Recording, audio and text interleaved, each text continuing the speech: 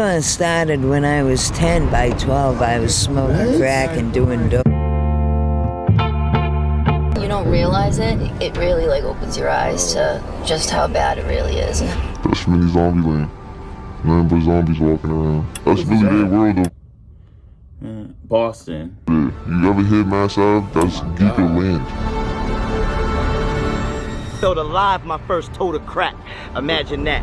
When karma attacks, you allow your pregnant girlfriend to go and lay on her back. Detoxing them cold shakes. Man, it made my soul break. Rotten teeth, I can see my skull in my own face. I don't think people understand how easy. It's really easy. It's not hard at all to become a crackhead. And like people like, how can I explain it? Like me, when I was younger and stuff, I'd be like, man, how can you become a crackhead? Life is easy. Nah, man, life is hard. My mom made that look so easy. Life is hard, like real deal hard. Right here, we're showing through my skin. You know what I mean? I got started when I was 10. By 12, I was smoking crack and doing dope. 10? What was I? Bro, I was outside riding my bike at 10. What was I doing at 10? So it was when I think 10 years old is when I got the PS4. If I'm not mistaken, 10 years old I got the PS4, so I was grinding that. I've been selling drugs since I was like 12. These people are people.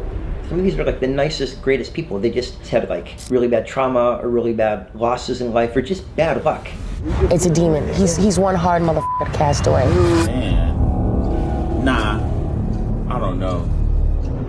Perhaps no place in America better exemplifies the opioid epidemic than Boston's Methadone Mile. Each morning, hundreds of addicts. There's a documentary. There's a documentary on Netflix was called like Painkillers, I think, or Pain something, and how they was pushing that so heavy and how addicting it was. And they said nobody got accused, like nobody went to jail for it, but like, should people go to jail for this, or does it fall on the user? Because if you really thinking about it, somebody making millions of dollars. Somebody family is getting rich like Rockefeller. You know what I mean? On the other hand, there's so many families out here hurt. So it's just a shark eat shark world. Line up at methadone clinics to get their dose, hoping today won't be the day that they relapse. In the 90s, Big Pharma flooded the market with pain pills, getting millions hooked and walking away with billions in profit, all while facing little to no consequences. But the aftermath of what they did is still visible in the streets of Boston today. In this open-air drug market, crack, fentanyl, meth, and xylazine habits are as cheap as a few dollars a day. And here in these streets, people are trapped in a grim and brutal cycle of addiction. In this story, we'll peel back the layers, speaking to people from Harvard doctors to people selling crack, and from the addicts fighting for survival to those who have escaped their addiction and now work to help others. Furthermore, we aim to uncover the deeper question of how Methadone Mile came to be. As we unravel this mystery, we'll reveal how a single failed Just one quick thing. I really do appreciate the videos you do, because I want to be able to do them one day, but you really out there in the streets with so much confidence, and I know you got a kid, and we're both wrestlers. Nah, I gotta stop. Ground zero spots. So something interesting in history, guys, is that way back in the day, Boston had a very booming opium trade. And actually that's one of the main hospitals in the area of Methadone Mile, Mass General. The endowment was funded by the opium traders. And we got a lot of Chinese folks addicted to opium. Fast forward to today, Chinese fentanyl is flooded our streets, and the very hospitals that were created from that wealth of the opium is now being used to help fight fentanyl addiction. So it's interesting the parallels of history, how it weaves and ebbs and flows. The first guy we're going to meet with is a guy by the name of Eric, who also goes by his rapper name Exit Fame. By day, he's a recovery specialist that helps people navigate their own addiction and get better. And by night, he's an artist. He's a rapper. He's actually on tour right now. Nice to meet you, man. Nice to meet you. Welcome, guys. Good. What this area, this is what they called it: Mass Ave, Mass and Cass, Methadone Mile. This is a halfway house right here. It houses like 90 guys. A lot of craziness happens in there. I've been to a lot of halfway houses myself. I've been out here. Is it Meechin a halfway house? Why is Meechin a halfway house? Bro, he's not a drug. I don't know what a halfway house is meant for then. Cause isn't that for like people that's like, nah, I'm mistaken. I think a halfway house is for people to re-enter into society when they've been away for a while. Never mind. These people I know, like my guy right there. What up, dude? What up? What up, man? Not much. What are you up to? We're actually doing a documentary on this area. I'm sorry. That's the worst. I'm not sorry. It's my video.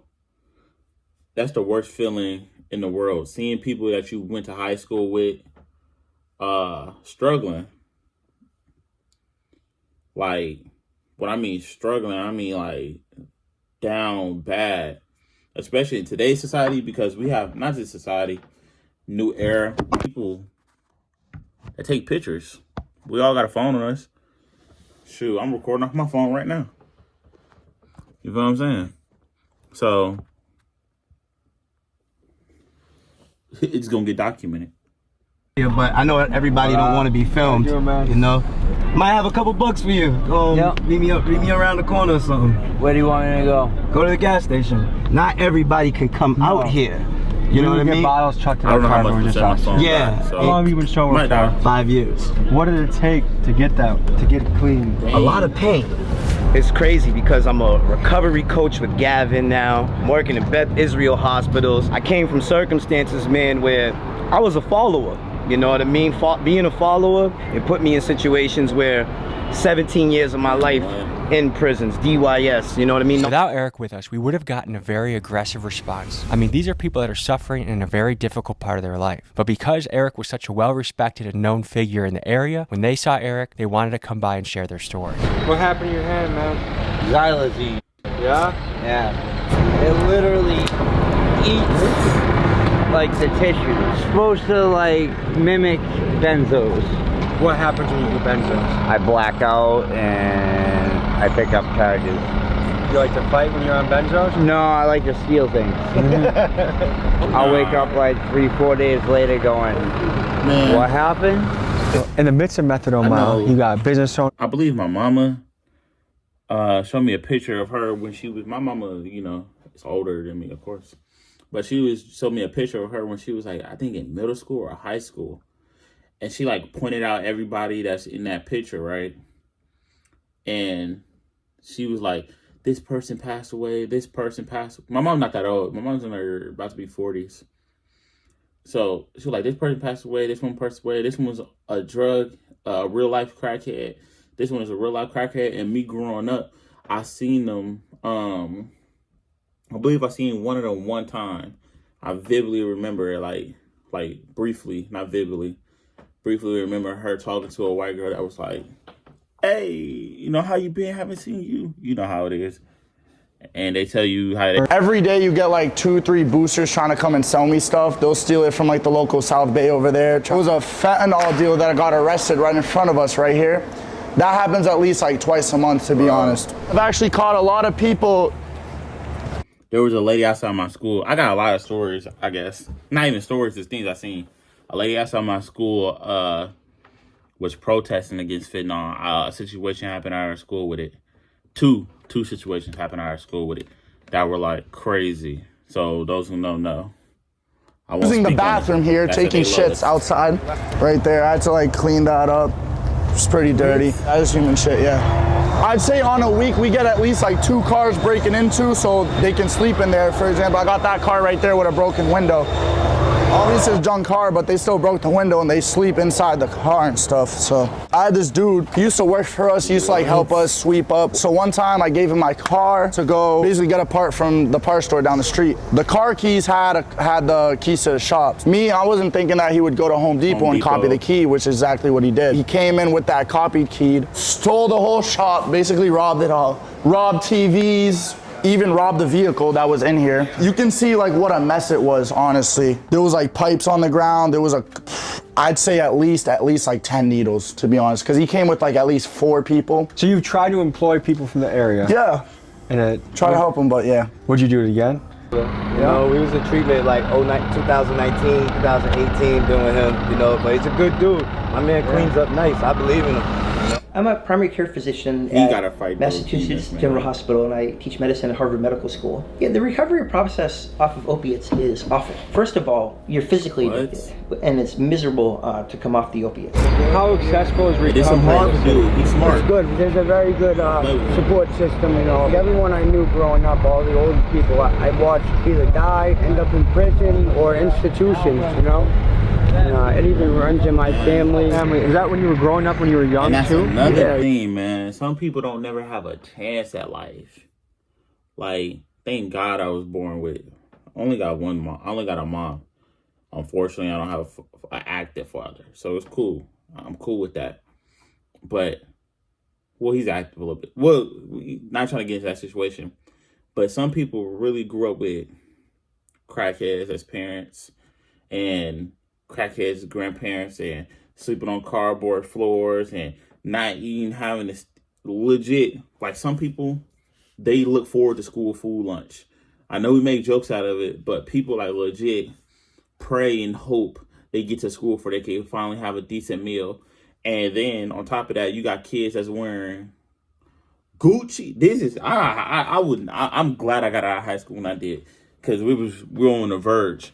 Kids is wearing more expensive clothing than these rappers and everybody in the world, especially in the area in like the Smyrna area, because some of them kids are like celebrity kids.